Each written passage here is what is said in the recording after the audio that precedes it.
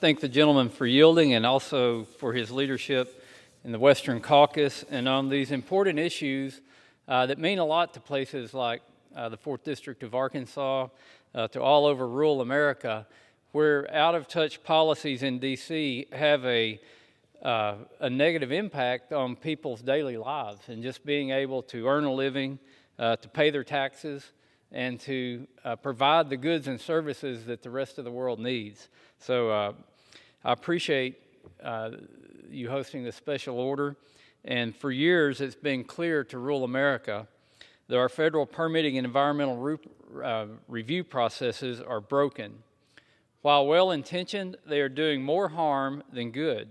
The current system is complex, burdensome, and ineffective, yet the political elite in Washington, D.C. wonders why our farmers, ranchers, and energy producers struggle. Far-left special interest groups have weaponized, as Mr. Newhouse said, well-intentioned laws like the National Environmental Policy Act and the Endangered Species Act, and they use them as clubs to bludgeon or kill critical infrastructure, natural resource management, and energy and minerals development projects across the United States. Delays in environmental regulatory systems are especially acute. In 2020, the Council on Environmental Quality showed that the average time for a federal agency to complete a final environmental impact statement through the NEPA process, again, Mr. Newhouse quoted this number, is 4.5 years, but that's the average number. 1/4 of all projects took over 6 years to complete. That's more than red tape, that's a roadblock. That's why Republicans support the Builder Act to streamline the NEPA process and benefit communities looking to improve infrastructure investment.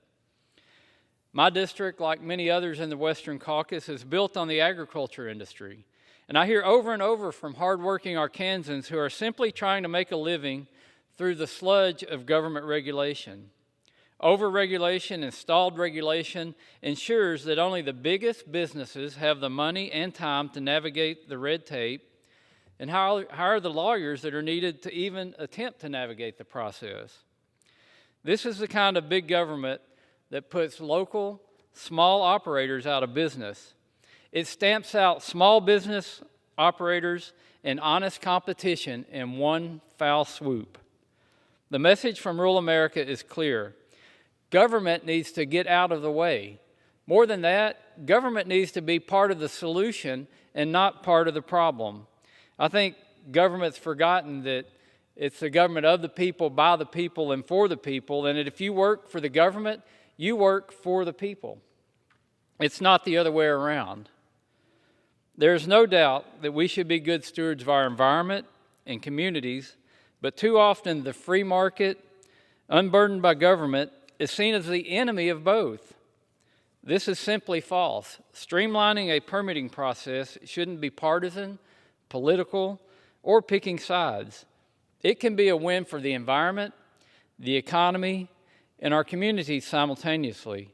We do not need to choose just one. In fact, a healthy environment and a strong economy go hand in hand. Somehow we've got this idea that they're mutually exclusive and we can't have one without the other. Again, Republicans have the solutions to cutting the red tape. It's called the Builder Act. And by so doing, we can empower rural America and strengthen our nation's economy at the same time. I yield back to the gentleman from